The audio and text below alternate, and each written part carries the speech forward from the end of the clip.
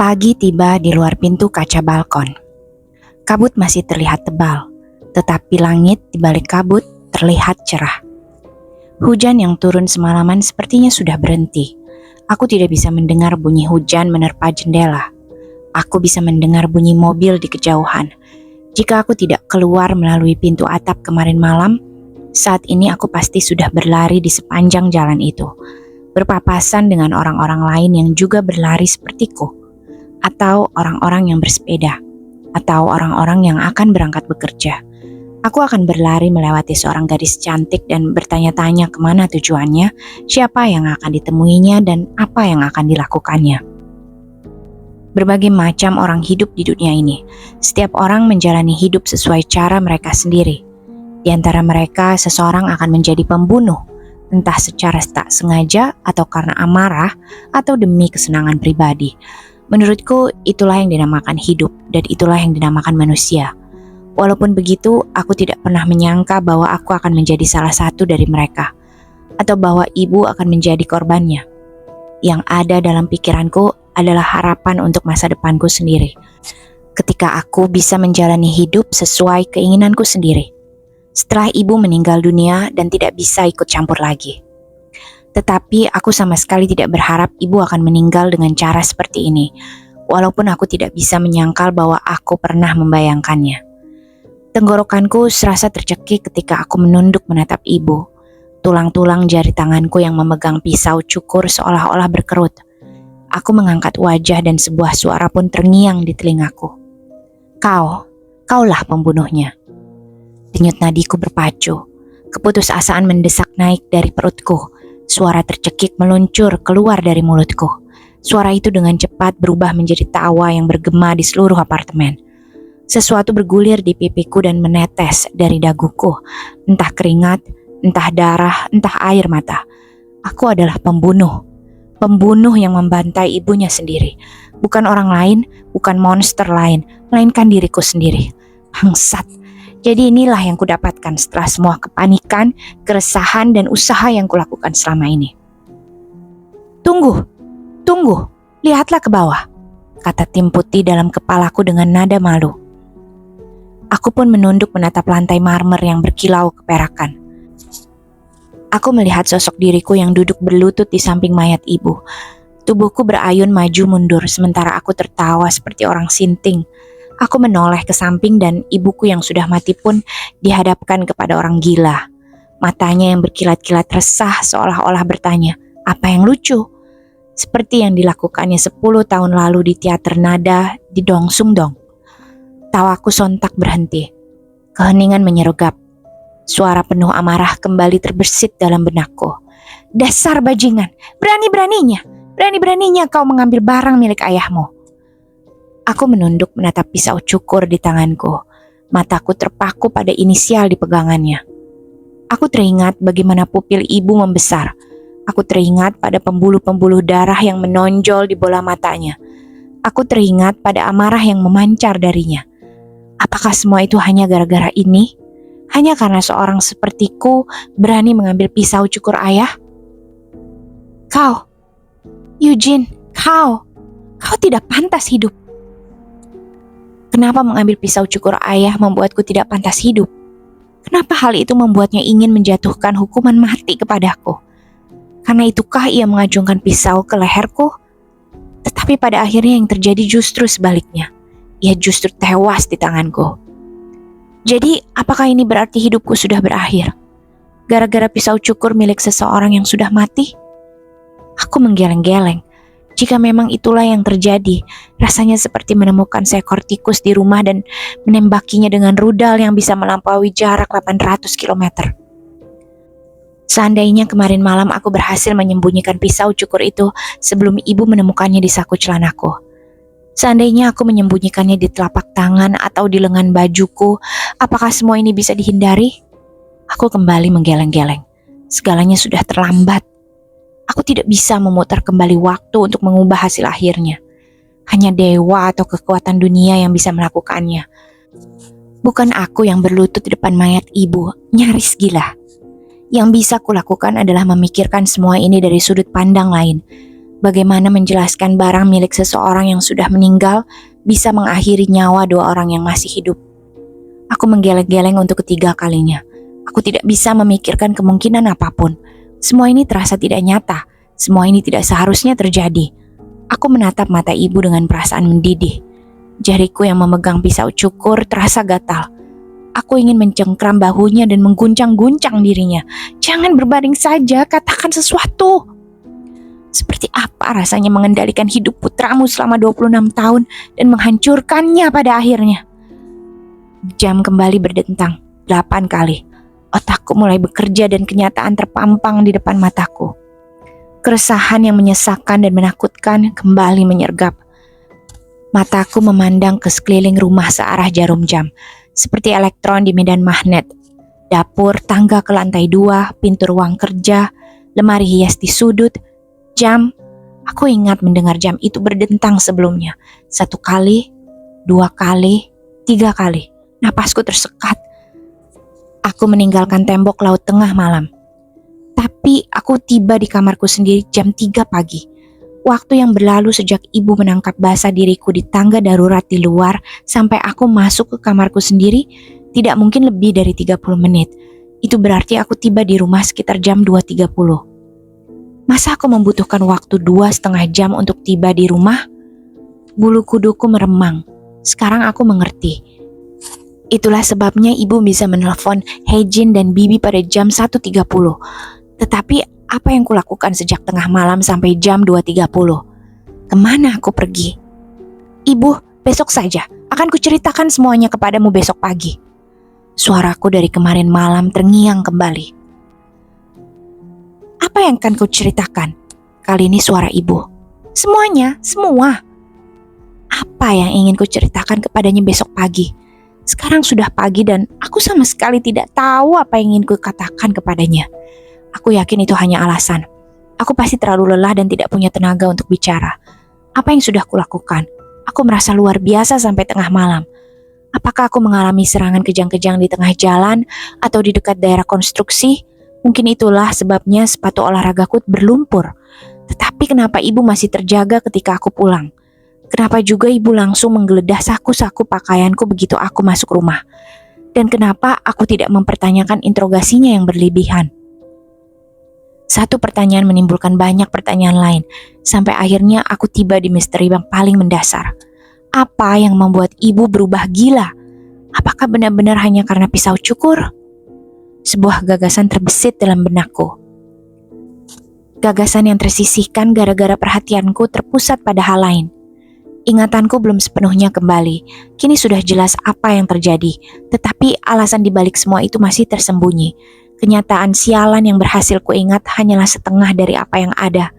Mataku mulai berdenyut-denyut. Aku ingin berbaring. Tim biru terus mengusikku, berkata bahwa daripada mencoba menyelesaikan kekacauan ini, akan lebih baik apabila aku menyerah dan masuk penjara. Bunyi peluit kereta api menerjang telingaku yang tersumbat. Aku bisa merasakan getaran akibat kereta api yang meluncur datang di bawah kakiku dan mendengar pengumuman dalam benakku. Kereta api Hejin yang meninggalkan stasiun Sangam akan tiba di depan pintu pada pukul 11 siang hari ini. Aku hanya punya waktu 3 jam. Aku bertanya-tanya apakah aku sanggup mencari tahu alasan dibalik semua kejadian ini dalam waktu 3 jam ini. Tim putih menyarankan agar aku melakukan apa yang bisa kulakukan dalam kurun waktu itu. Pastikan Hejin pulang ke rumah, bukan pulang ke tempat terjadinya pembunuhan. Dengan begitu, aku baru bisa mencari tahu jawabannya. Setelah mengetahui jawabannya, aku baru bisa memikirkan langkah selanjutnya. Sesuatu yang harus dipikirkan semua pembunuh di dunia, yaitu memutuskan apa yang harus dilakukan. Menyerahkan diri atau kabur. Aku meletakkan pisau cukur di atas meja samping dan masuk ke kamar tidur ibu. Ada beberapa hal yang tidak berubah walaupun waktu berlalu dan lingkungan berubah. Kamar tidur ibu adalah salah satunya. Pemandangan di kamarnya di apartemen Gundo ini yang sudah kami tinggali selama setahun terakhir ini sama seperti kamarnya di rumah kami di Bang Bedong dulu ketika ayah dan kakak masih hidup. Dan sama seperti kamarnya di ruko yang kami tinggali selama 15 tahun setelah itu. Semua perabotan dan posisinya tidak pernah berubah. Perabot yang paling tua adalah meja tulis yang sudah menjadi milik ibu sejak ia masih kecil. Aku berhenti di samping meja tulis itu dan menunduk menatap patung Bunda Maria di sana. Patung itu terlihat menantang, dengan kaki telanjangnya menginjak leher seekor ular, memberikan citra buruk pada julukan Our Lady of Mercy. Di sampingnya terdapat sebuah jam kecil yang juga berfungsi sebagai tempat menancapkan pulpen. Sebuah cangkir keramik berisi pulpen dan pensil, dan 2 buku yang diambilnya dari ruang kerja. Bahkan setelah berhenti bekerja pun, ibu banyak menghabiskan waktu di meja tulis tua ini. Membaca, menulis, berpikir, berdoa, dan minum. Itu adalah pemandangan yang sangat biasa bagiku. Mungkin kemarin malam ia juga duduk di sini, melihat pulpen yang tergeletak di sisi meja. Sepertinya ibu kemarin malam sedang menulis. Melihat kursi yang terdorong ke belakang dan selimut penutup lutut yang jatuh ke lantai, sepertinya ibu keluar dari kamar dengan terburu-buru. Apakah ia keluar untuk menelpon? Apakah ia mendengarku pulang? Kira-kira jam berapa itu? Jam berapapun itu, jelas sekali ia tidak masuk kembali ke kamar. Ia jenis orang yang tidak tahan jika melihat bantal sofa yang miring sedikit saja. Jika sempat masuk kembali ke kamar, ia pasti akan memungut selimut dan mengembalikan pulpen ke tempat semula. Ia pasti akan merapikan segalanya, sehingga terlihat seolah-olah ia tidak pernah duduk di sana. Aku memungut selimut itu dari bawah kursi dan membentangkannya. Selimut itu berukuran kecil. Selimut diranjang sepertinya terlalu tebal. Aku membuka lemari spray dan mengeluarkan selimut yang paling tipis, berwarna biru gelap, lalu membentangkannya. Tebalnya seperti handuk mandi dan ukurannya beberapa kali lebih besar daripada selimut lutut tadi. Mungkin ukurannya sedikit terlalu besar, tetapi aku tidak punya waktu untuk mencari-cari ukuran yang tepat. Aku tidak mau meninggalkan lebih banyak jejak tangan di dalam lemari. Aku harus membersihkan diri. Mungkin jika tubuhku sudah bersih, kepalaku juga akan terasa lebih jernih. Aku bergegas keluar dari kamar dan merentangkan selimut di bawah meja dapur. Lalu aku menoleh ke arah ibu menatap matanya. Apa yang akan kau lakukan padaku? Tanya matanya yang hitam dan lembab seperti batu kerikil di dasar sungai. Aku kembali panik. Aku ingin kabur. Aku ingin mengelak dari tatapannya. Tetapi aku tidak bisa memalingkan wajah. Tubuhku bergeming. Mata ibu terus memojokkanku. Apakah kau tidak bisa memikirkan hal lain kecuali bagaimana menguburku? Kau tidak merasakan apa-apa tentang kematianku. Apakah kau tidak tahu bahwa ini sangat berbeda dengan menumpahkan kopi? Aku tahu, tentu saja aku tahu. Aku sudah nyaris gila. Jadi tolong tutup mulutmu. Atau kau bisa mengatakan sesuatu yang berguna. Katakan kenapa kau ingin membunuhku. Atau memberiku petunjuk tentang kenapa kau ingin melakukannya. Atau petunjuk yang mengarah pada petunjuk lain yang bisa membantuku mencari tahu tentang hal itu. Aku menggeleng-geleng untuk menjernihkan pikiran. Aku harus memusatkan perhatian pada apa-apa saja yang harus kulakukan dan urutannya, agar segalanya teratur dan efisien. Jadi aku tidak boleh menatap matanya. Dengan susah payah, aku mengalihkan pandangan ke dadanya. Aku mengulurkan tangan ke arah genangan darah dan menyapu segumpal darah sehingga kakiku tidak akan tergelincir. Aku berlutut dengan sebelah kaki di samping bahu ibu. Kecuali matanya yang terbuka lebar, ia terlihat persis seperti ketika ia sedang tidur. Ini juga tidak masuk akal. Kenapa aku membaringkannya seperti ini, dalam posisi ini? Kenapa aku mengucapkan selamat malam kepadanya? Aku teringat pada suatu saat, tidak lama setelah ayah dan kakak meninggal dunia. Saat itu kami masih tinggal di Bang Bedong. Kalau tidak salah, hari itu hari Sabtu. Aku tidak pergi ke sekolah dan ibu tidak pergi ke gereja. Ibu sibuk membersihkan rumah sepanjang hari. Lalu malamnya ia masuk ke kamar kakak sambil membawa sebotol minuman keras. Ia tidak keluar selama berjam-jam. Aku bisa mendengarnya menangis dari balik pintu. Sesekali aku juga mendengarnya bergumam. Saat itu aku berbaring telungkup di ranjang dengan mata terpejam. Membayangkan diriku sedang mengikuti lomba renang di kolam hayalan. Aku baru saja melewati calon perenang terkenal Korea yang sudah mulai berenang sejak usianya 3 tahun. Saat itu aku masih yakin aku bisa mengalahkan si juara renang dalam beberapa bulan, walaupun aku baru mulai belajar berenang 2 tahun lalu. Aku baru saja menyentuh touchpad lebih dulu daripada anak lain ketika aku mendengar bunyi sesuatu yang pecah di kamar kakak. Aku bergeming dan memasang telinga. Hening. Tetapi aku tetap bangkit karena sepertinya aku tahu bunyi apa tadi. Dugaanku benar. Botol yang dibawa ibu tadi pecah. Tetapi yang tidak terduga adalah ibu yang tergeletak di lantai sambil mencengkeram pergelangan tangannya yang berdarah. Album foto keluarga, sandal rumah ibu, dan jepit-jepit rambutnya berserakan di kamar.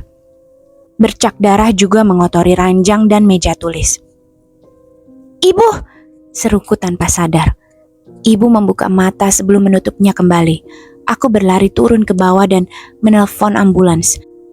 "Ibuku pingsan!" Ketika para medis tiba, aku sudah siap. Aku duduk di pinggiran sofa ruang duduk, siap membuka pintu begitu bel pintu berbunyi. Aku sudah memakai jaket. Aku sempat ragu sejenak sebelum akhirnya memasukkan kubus Rubik yang baru kubeli ke saku celana dan mengeluarkan dompet ibu dari tas tangannya. Ibu pun kemudian diantar dengan ambulans ke rumah sakit terdekat. Perawat di UGD mengajukan banyak pertanyaan kepadaku. "Kapan kau menemukannya dalam keadaan pingsan? Di mana ayahmu? Tidak ada orang dewasa lain?" Walaupun punya bibi, aku menggeleng. Bahkan saat itu pun aku sudah tidak suka pada wanita jahat itu. Aku dan ibu, hanya kami berdua. Ibu sadar kembali saat fajar. Saat itu aku pasti sudah berhasil menyelesaikan permainan Rubik sekurang-kurangnya 30 kali. Begitu ia sadarkan diri, ibu ingin segera pulang. Walaupun perawat berusaha menghentikannya, ibu berhasil turun dari ranjang, berjalan tertatih-tatih keluar dari UGD dengan kaki telanjang dan penampilan kacau, kemudian mencegat taksi. Ia bahkan tidak melirikku yang menyusulnya masuk taksi dengan terburu-buru. Setibanya di rumah, langit sudah terang. Ibu langsung berbaring di ranjang tanpa mencuci kakinya yang kotor. Kepalanya disandarkan ke bantal, dan pergelangan tangannya yang diperban bergelantungan dari sisi ranjang. Aku keluar dari kamar, tetapi kemudian berbalik dan kembali ke sisinya ketika teringat instruksi yang diberikan perawat. Pastikan tangannya berada di atas dada. Begitu aku meletakkan tangannya ke dada, mata ibu terbuka. Ketika aku menarik selimut untuk menutupi tubuhnya, ujung hidung ibu berubah merah. Matanya yang menatap langit-langit terlihat dipenuhi air mata. Aku merasa kecewa. Kupikir ia akan berterima kasih kepadaku karena sudah menyelamatkan nyawanya. Tetapi ia malah menangis. Tidakkah seharusnya aku menerima pujian dalam situasi seperti ini? Mungkin ia sudah lupa, jadi aku pun mengingatkannya. Aku sangat terkejut. Kupikir ibu sudah meninggal. Jangan lakukan itu lagi. Bibir ibu bergerak-gerak, seolah-olah hendak mengatakan sesuatu. Aku berdiri di sana menunggu, tetapi kemudian ia mengertakkan rahang. Nadi kebiruan berdenyut di rahangnya. Ia terlihat seolah-olah sedang menahan diri agar tidak memukulku. Aku tidak tahu kesalahan apa yang sudah kulakukan, tetapi aku juga tidak ingin tetap berada di sampingnya. Tim putih dalam benakku menyarankan agar aku segera pergi dari sana. Aku berjalan mundur dan berhenti di ambang pintu. Saat itu, hanya ada 2 patah kata yang bisa kupikirkan yang bisa melunakkan sikap ibuku. "Selamat malam." Itulah pertama kalinya aku secara strategis menggunakan ucapan selamat malam. Kata-kata itu kuanggap seperti perban. Ketika aku hendak menenangkan ibu, ketika aku ingin berhenti bicara dengannya, ketika ada sesuatu yang ingin kurahasiakan darinya, aku tidak menyuruhnya berhenti menggangguku, berhenti ikut campur atau semacamnya. Sebagai gantinya, aku mengucapkan selamat malam. Mungkin itulah yang terjadi kemarin malam. Mungkin dengan kata-kata itu, aku bermaksud berkata, akan kulihat apa yang bisa kulakukan untuk menyelesaikan semua ini. Tunggulah di sini. Aku menyelipkan tangan ke bawah bokong dan bahu ibu, supaya tidak tergelincir darah. Aku bangkit berdiri dengan mengerahkan kekuatan betisku. Aku terhuyung. Tubuh ibu hanya seukuran anak SMP, tetapi ia berat. Terlebih lagi, anggota-anggota tubuhnya kini tak terkendali. Kepalanya terkulai di bawah lenganku. Sikunya yang tertekuk menusuk perutku dan meluncur ke bawah pahaku. Gumpalan darah yang mengental terjatuh dari tubuhnya seperti kotoran burung, dan rambutnya menempel ke selangkanganku. Ketika aku melangkah ke arah selimut, kakiku tergelincir di gumpalan darah yang bagaikan kotoran burung itu. Aku tidak punya pilihan lain selain menjatuhkan ibu ke atas selimut. Aku berjongkok dan mengatur nafas. Kakiku gemetar dan aku tidak bisa berdiri. Padahal aku hanya memindahkan tubuh yang hanya separuh berat badanku sejauh 1 meter ke samping. Aku lebih parah daripada semut atau lebah jika menyangkut hal-hal yang tidak suka kulakukan. Ibu pernah berkata bahwa semut bisa mengangkut sesuatu yang 50 kali lebih berat daripada bobot badannya sendiri. Dan lebah bisa mengangkat sesuatu yang 300 kali lebih berat daripada bobot badannya sendiri. Ia mengatakan hal itu minggu lalu ketika kami sedang membersihkan rumah. Dan ia menunjuk ke arah kulkas ketika ia mengatakannya. Hejin pasti sudah memindahkan kulkas itu sebelum ibu memintanya, tetapi sayangnya hanya aku yang ada di rumah saat itu. Ketika aku berjalan melewatinya, pura-pura tidak mendengar, ibu berkata, "Jadi, seorang setinggi 184 cm dan seberat 78 kg seharusnya bisa menarik trailer seberat 9 ton. Perhitungan matematika yang luar biasa itu menjebakku dan membuatku terpaksa memindahkan kulkas ke samping. Saat ini bakat itu tidak lagi berguna untuknya. Yang bisa dilakukannya hanyalah berbaring di atas selimut tua itu. Kurasa itulah yang terjadi ketika orang sudah mati." Aku menutup kelopak matanya. Aku meluruskan tangannya yang bengkok. Ketika aku meluruskan lehernya, bunyi tulang-tulang yang berkertak pun terdengar. Aku mendorong rahangnya ke bawah untuk menutup mulutnya dan hampir mematahkan giginya. Aku menarik turun pinggiran gaun putihnya yang tadi terangkat ke paha. Gaunnya bukan gaun biasa, melainkan gaun tidur. Aku membeli gaun itu untuknya sebagai hadiah ulang tahunnya yang ke-51 musim semi lalu. Aku ingat ia marah-marah karena aku membelikannya pakaian tidur nenek-nenek. Aku tidak pernah melihatnya memakai gaun itu, jadi kupikir ia sudah membuangnya. Aku bahkan sudah lupa bahwa aku membelikan gaun ini untuknya. Aku sama sekali tidak sadar bahwa gaun tidur ini adalah gaun yang kubeli. Muncul satu pertanyaan lagi. Kenapa ibu mengenakan pakaian ini? Sepertinya ada sesuatu di saku depan gaun tidurnya. Sesuatu yang berbentuk seperti pemantik, kecil dan panjang. Aku mengeluarkannya dan menyadari bahwa benda itu adalah kunci mobil. Aneh, ibu bukan orang yang menaruh barang-barang di sembarang tempat. Kunci mobil seharusnya disimpan di laci meja tulisnya. Kenyataan bahwa kunci mobil ini ada di saku gaun tidurnya sungguh aneh. Ibu tidak mungkin keluar malam-malam begini dengan hanya mengenakan gaun tidur. Ibu adalah wanita berumur 50-an tahun yang masih mengenakan skinny jeans dan membiarkan rambutnya tetap lurus alami. Ia tidak berkeliaran di luar dengan mobilnya hanya dengan memakai baju tidur. Ia juga tidak pernah keluar rumah setelah jam 9 malam. Jangankan keluar rumah, ia bahkan tidak naik ke kebun atap yang sangat disayanginya. Rutinitas itulah yang memungkinkanku keluar masuk dengan bebas melalui pintu atap. Aku meletakkan kunci mobil di atas meja dan membungkus tubuh ibu dengan selimut. Seutas tali bisa menahan selimut itu agar tidak terbuka. Tetapi aku tidak ingin pergi mencari tali. Aku tidak mau meninggalkan lebih banyak jejak darah di dalam rumah. Jejak darah sekarang saja sudah cukup merepotkan.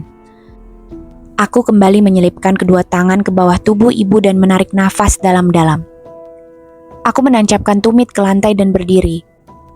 Tekanan darahku naik dan nadi di keningku menonjol. Tubuh ibu terasa semakin berat. Rasanya seolah-olah aku bukan membungkusnya dengan selimut, melainkan dengan peti mati dari kayu. Aku berjalan dengan hati-hati ke tangga, berusaha menghindari genangan darah di lantai. Aku berjalan selangkah demi selangkah, seolah-olah sedang berjalan di atas danau beku. Ketika aku menginjak anak tangga pertama, dunia pun berubah hening. Ketika aku menginjak anak tangga kedua, telingaku tidak mendengar apa-apa lagi. Ketika aku menginjak anak tangga ketiga, keringat dingin mulai terbit dan pandanganku berubah kabur. Suara sesuatu yang basah terdengar dari bawah kakiku. Gumpalan darah yang lengket dan licin menyelinap ke sela-sela jariku. Suara ibu terus-menerus bergema dalam benakku. "Eugene!" Suaranya rendah dan bergetar. Aku menginjak anak tangga keempat. "Eugene!" Jeritan keras yang memekakkan telinga. Aku menginjak anak tangga kelima. "Eugene!" Suara ibu membebani bahuku. Setiap kali aku menginjak anak tangga berikut, kakiku seolah-olah tenggelam ke bawah tangga. Aku merasa harus menarik kakiku ke atas dengan perlahan. Selangkah demi selangkah. Aku berhenti sejenak di bordes, menyandarkan diri ke dinding, tetapi bekas darah di dinding membuat bahuku tergelincir. Aku terkesiap. Suara ibu menghilang, berat tubuhnya pun menguap. Ketika akhirnya aku berhasil menguasai diri, aku mendapati diriku duduk di tengah-tengah genangan darah, seolah-olah aku hendak meluncur di salju. Ibu tergeletak di antara kakiku. Selimutnya terbuka. Aku merasa mual, membayangkan bahwa aku harus berdiri, membungkus tubuh ibu dengan selimut, mengangkatnya dari genangan darah dan menaiki sisa anak tangga, membuatku merasa sangat lelah. Untuk keempat kalinya, desakan untuk berbaring kembali menyerang. Aku pasti sudah menyerah jika bukan karena suara yang berteriak-teriak dalam benakku. Kereta api datang. Aku bangkit. Setelah membungkus tubuh ibu dengan selimut, aku mengangkatnya dari antara kakiku. Sambil membayangkan ada kereta api yang akan menerjang, aku pun bergegas menaiki tangga dengan susah payah dan tiba di pintu yang mengarah ke atap. Aku menekan pegangan pintu dengan ujung jari, menendang pintu sampai terbuka dan melangkah ke atap. Angin laut bulan Desember yang tajam menyambut kami. Burung-burung camar berkoak-koak dari balik kabut. Ayunan berderik-derik karena ditiup angin. Kami membawa ayunan tua ini dari rumah kami yang dulu di Bang Bedong.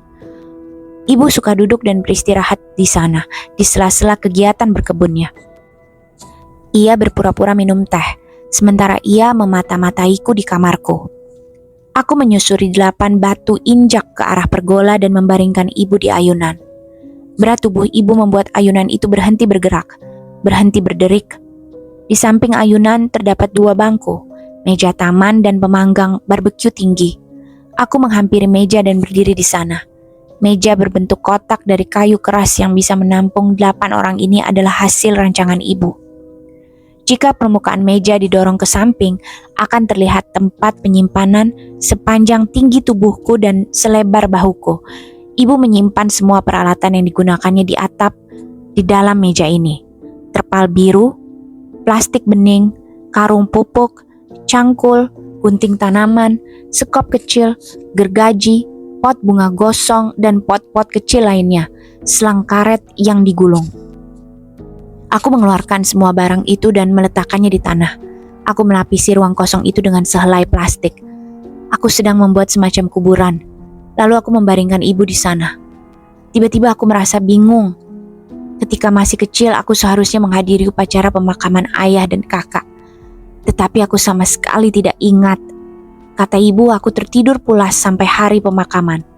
Apakah ada pengaruhnya jika aku ingat? Kurasa ibu tidak akan senang jika aku melakukan sesuatu tentang itu.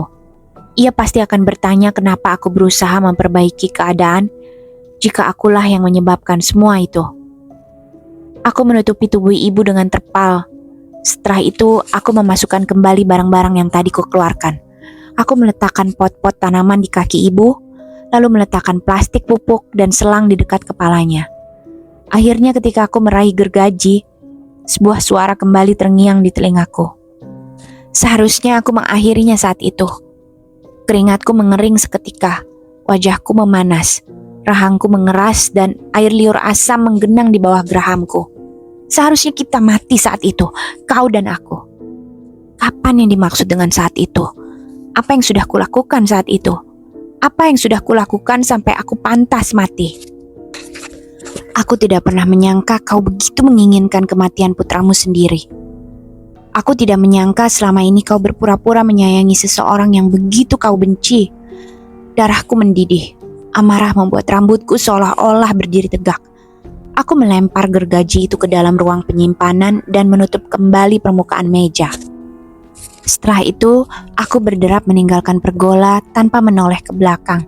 Aku tidak ingin menarik ibuku yang sudah mati keluar dari sana dan mengguncang-guncangnya.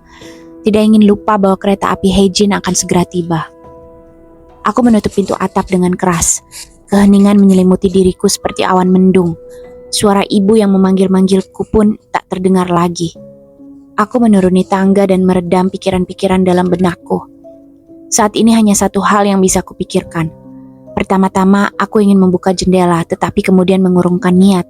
Kalau aku membuka jendela, angin musim dingin akan menyerbu masuk. Itu memang bisa menghilangkan bau, tetapi keadaan di dalam rumah akan kacau balau. Barang-barang kecil dan ringan akan jatuh berhamburan dan bergulingan di lantai yang dipenuhi genangan darah. Bercak darah akan bertambah banyak dan itu berarti semakin banyak yang harus kubersihkan. Aku memutuskan untuk menghapus jejak-jejak darahnya lebih dulu. Aku melepas sweater dan celana panjangku yang berlumuran darah. Aku berjalan ke dapur dalam keadaan telanjang untuk mengambil sarung tangan karet berwarna merah. Aku mengeluarkan kantong-kantong sampah dan kain lap dari lemari di bawah bak cuci piring. Mengambil pemutih dan 2 ember dari balkon di belakang dapur. Lalu mengambil sapu plastik, pengki, tongkat pel, dan alat pel listrik dari gudang di balkon depan. Aku meletakkan semua itu di samping meja dapur. Setelah itu aku mulai membersihkan segalanya dengan sangat teliti. Aku meraup genangan darah tempat ibu berbaring tadi dengan pengki, menuangkannya ke dalam ember dan membuangnya ke WC di kamar mandi utama. Lalu aku membuang darah dari bordes ke kamar mandiku sendiri. Lalu aku mengepel. Lantai di koridor atas dan ruang duduk adalah lantai marmer, jadi bisa dibersihkan dengan mudah. Yang menjadi masalah adalah tangga kayunya. Darah yang sudah meresap ke dalam celah-celah kayu tidak bisa dihilangkan sepenuhnya.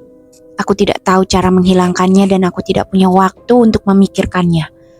Mungkin aku bisa memasang selang ke keran air yang ada di atap dan membilas tangga ini dengan air. Aku hanya berharap mata Hejin yang tajam tidak menyadarinya. Setelah membersihkan lantai, aku pun mengenakan sandal rumah. Aku tidak mau sampai kakiku yang bernoda darah meninggalkan jejak baru di lantai yang sudah bersih. Aku beralih membersihkan dinding dan susuran tangga.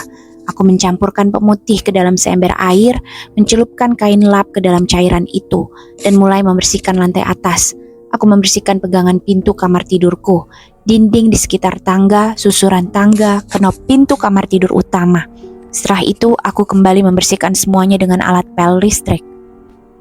Jam 10.30, aku menyandarkan alat pel listrik ke dinding dan mulai merapikan rumah. Aku memasukkan kain pel, kain lap, sandal rumah dan sarung tangan karet ke dalam kantong sampah. Kemudian aku menjejalkan pakaianku, sapu, pengki dan tongkat pel ke dalam ember dan meletakkannya di kamarku. Aku memindahkan pisau cukur dan kunci mobil dari meja dapur ke meja tulisku di dalam kamar. Sepatuku yang basah aku masukkan kembali ke rak sepatu. Akhirnya aku membuka pintu kaca balkon depan, lalu pintu kaca balkon belakang dan jendela-jendela di dapur. Angin musim dingin pun bertiup masuk ke ruang duduk. Di luar pintu depan, suara seorang wanita tak berwujud mengumumkan, "Pintu dibuka." Itu adalah lift yang mengumumkan bahwa penumpangnya sudah tiba di lantai yang dituju. Jelas sekali siapa yang ada di dalam lift itu. Satu-satunya orang yang akan naik ke lantai 25 adalah Hejin. Apartemen di seberang koridor masih kosong, dan penjual keliling bahkan tidak bisa memasuki pintu depan gedung ini. Aku menoleh ke arah jam. Jam 10.55. Bunyi tombol kunci pintu otomatis terdengar. Hejin hanya membutuhkan waktu kurang dari 5 detik untuk membuka pintu dan masuk. Aku memandang berkeliling dengan cepat. Semua jendela dalam keadaan terbuka dan aku belum membersihkan kamar tidurku sendiri dan kamar tidur utama. Pasti masih ada jejak darah yang tertinggal di atap ketika aku memindahkan ibu. Yang paling parah, aku telanjang dan berlepotan darah. Aku tidak mungkin membersihkan diri dan menemui Hejin dengan wajah bersih dalam waktu 5 detik. Aku menyambar alat pel listrik yang kusandarkan ke dinding dan berlari masuk ke kamar tidur utama. Aku menutup pintu tanpa suara. Pada saat yang bersamaan, aku mendengar pintu selasar depan digeser. Disusul bunyi langkah kaki yang memasuki ruang duduk. Lalu hening. Mungkin Hejin berhenti melangkah di depan meja dapur. Ia pasti sedang memandang berkeliling dengan heran. Aku bisa membayangkan ekspresinya dengan jelas.